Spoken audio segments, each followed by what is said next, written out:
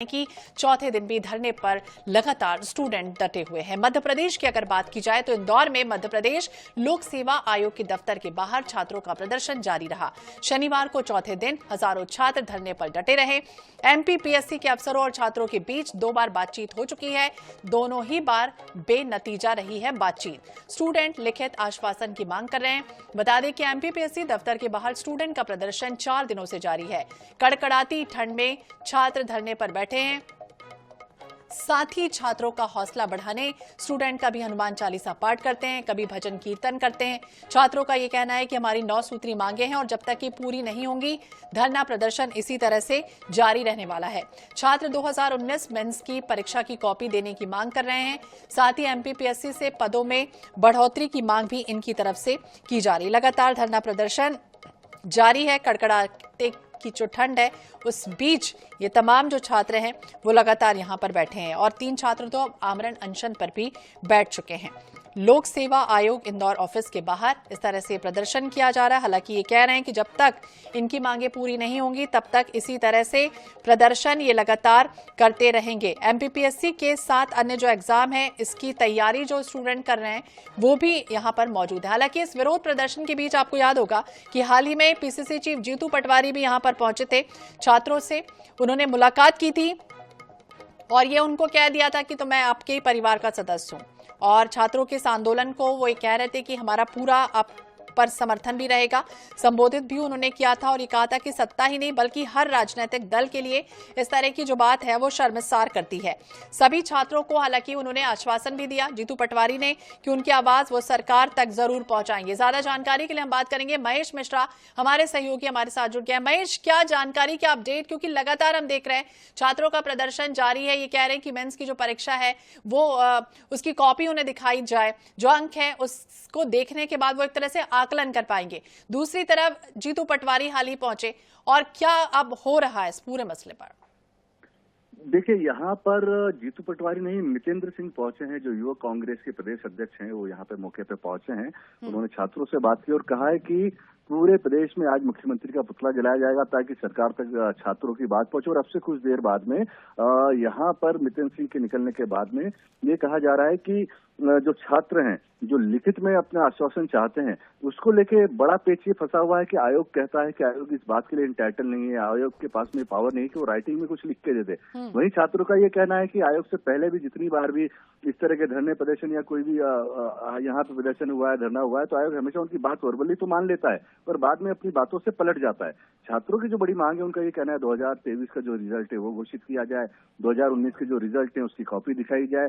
साथ में छात्रों की मांग है कि जो रिक्त पद हैं उनकी वैकेंसी जो है उनको निकाला जाए, पदों की संख्या बढ़ाई जाए। वहीं आयोग का ये कहना है कि आयोग सिर्फ एग्जाम कराता है, एग्जाम कंडक्ट कराता है। कितने पद होंगे, उनकी संख्या क्या होगी, किस विभाग को कितने पद की जरूरत है वो राज्य शासन तय करेगा। तो इन्हीं बातों को लेकर अभी भी गतिरोध बना हुआ है छात्रों के बीच में और आयोग के बीच में। और इस वक्त जो है आयोग के बाहर छात्र छात्राएं बैठे हुए हैं। आज चौथा दिन और लगातार वो अपनी बातों पर अड़े हुए हैं। छात्रों को ये कहना है कि जब तक हमें रिटर्न में नहीं मिलेगा, जब तक हमें लिखित आश्वासन नहीं मिलेगा, जब तक हम यहाँ से नहीं उठेंगे। जी देखिए महेश, कहाँ पेच फंसता हुआ नजर आया। एक तरफ तो ये छात्र कह रहे हैं कि जिस तरह से यूपीएससी की परीक्षा होती है एक भी प्रश्न गलत ना हो, इस तरह का जो होना चाहिए, मार्किंग होनी चाहिए, नेगेटिव मार्किंग होनी चाहिए, तो आखिरकार गतिरोध क्यों बढ़ रहा है? क्या वजह है कि सरकार जो इनकी मांगे हैं वो नहीं मान पा रही और जिसकी वजह से लगातार इस तरह से प्रदर्शन कर रहे हैं? क्या गतिरोध है इन सबके बीच में? देखिए, इसमें सरकार, छात्र हैं एक तरफ, आयोग है, सरकार है, इसमें एक पक्ष और भी है जो है न्यायालय। कुछ सालों पहले न्यायालय में एक मामला गया था जिसमें जो 87 और 13 का जो 87-13 का जो रेशो है वो फार्मूला ये कि 13% ओबीसी के लिए सीटें, SC/ST के लिए और कुछ वर्गों के लिए सीटें आरक्षित है, जिसे कमलनाथ सरकार ने बढ़ाकर 25% कर दिया था। कोर्ट के ऑर्डर के बाद में ये मामला सुप्रीम कोर्ट तक गया था। हालांकि कोर्ट ने इस तरह का कोई भी अपने ऑर्डर में ये नहीं लिखा था कि उन्हें किसी का रिजल्ट रोकना चाहिए, पर आयोग ये मानता है कि यदि उसका जब तक पूरा फैसला नहीं आ जाता मामले का, यदि मान लीजिए कि यही रहता है, इसमें जो आरक्षण है वो नहीं बढ़ता है, तो आयोग अपने वो 13% जो छात्र हैं उनके भी रिजल्ट घोषित कर देगा। यदि ये आरक्षण की सीमा बढ़ जाती तो सारी एग्जामों पे असर पड़ेगा। तो ये न्यायालय में फंसा हुआ है। अब न्यायालय का जो मामला है ये पेच वहां पे अटका हुआ है जिसको लेकर आयोग भी कोई फैसला नहीं ले सकता। वहीं पर जो छात्र कॉपी दिखाने की बात करते हैं, सारी कॉपियां दिखाने की बात करते हैं, तो उसमें आयोग का ये कहना है कि वो कॉपियां तो दिखा सकता है पर जिन छात्रों के जितने % के रिजल्ट होते हैं उन छात्रों की कॉपियों का क्या होगा यदि बाद में कोई फैसला आता है उनके साथ में जी, क्या गलत जी। नहीं होगा। तो ये दोनों के बीच में गठजोड़ बना हुआ है और इसके बीच में अब इसमें राजनीतिकरण भी हो गया। कांग्रेस जो इस पूरे मामले में मैदान में आ गई है। जी बिल्कुल, अब देखना होगा क्या कुछ होता है। नजर बनाए रखिए। महेश, बहुत बहुत शुक्रिया बातचीत करने के लिए और जानकारी देने के लिए। तो एमपीपीएससी दफ्तर के बाहर लगातार प्रदर्शन जारी है। छात्रों का विरोध प्रदर्शन और कह रहे हैं जब तक मांगे पूरी नहीं होगी इसी तरह से हम प्रदर्शन करते रहेंगे। का छात्रों का चौथा दिन है। चौथे दिन ये सारे छात्र यहीं पे डटे हुए हैं। मध्य प्रदेश लोक सेवा आयोग के मुख्यालय ये सारे छात्र यहाँ पर लगातार बीती 2 रात इन्होंने यहाँ पर खुले में बिताई। इन छात्रों की जो मांगे हैं उस पर आयोग और इनके बीच में और आयोग के बीच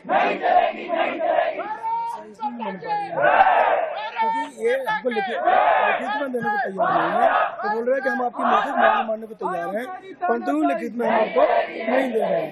ठीक है, तो ऐसे तो आश्वासन वो है कई बार दे चुके हैं, हम पिछली बार भी आए थे पर नहीं माने थे। ठीक है, लेकिन हम चाहते हैं कि आप लिखित में दे दो। हम तो शांतिपूर्ण यहाँ पर संवैधानिक तरीके से बैठे हैं, अहिंसात्मक आंदोलन कर रहे हैं, तो हम बिल्कुल यहाँ से आपकी बात मानेंगे, आप लिखित में दे दीजिए, हम चले जाएंगे।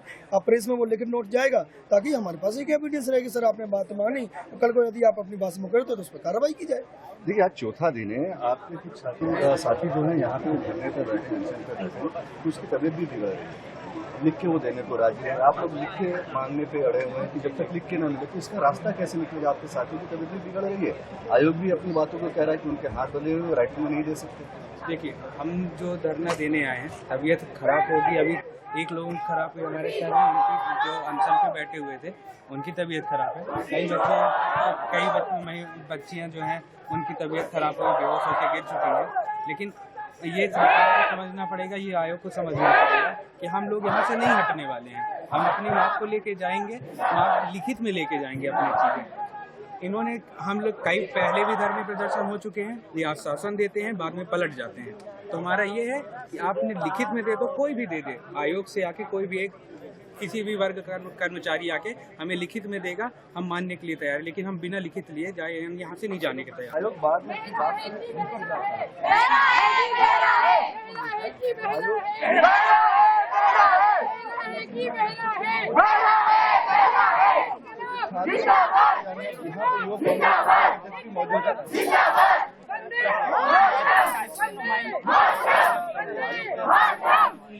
इसे लेकर देखिए इस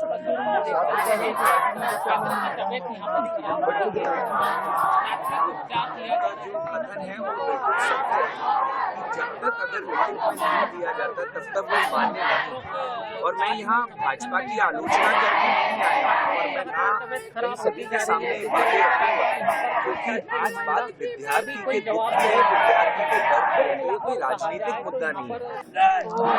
छात्रों की इस लड़ाई में हम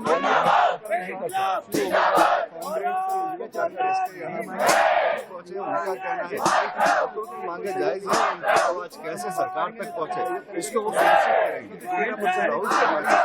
मैं इस तो 4 दिन हो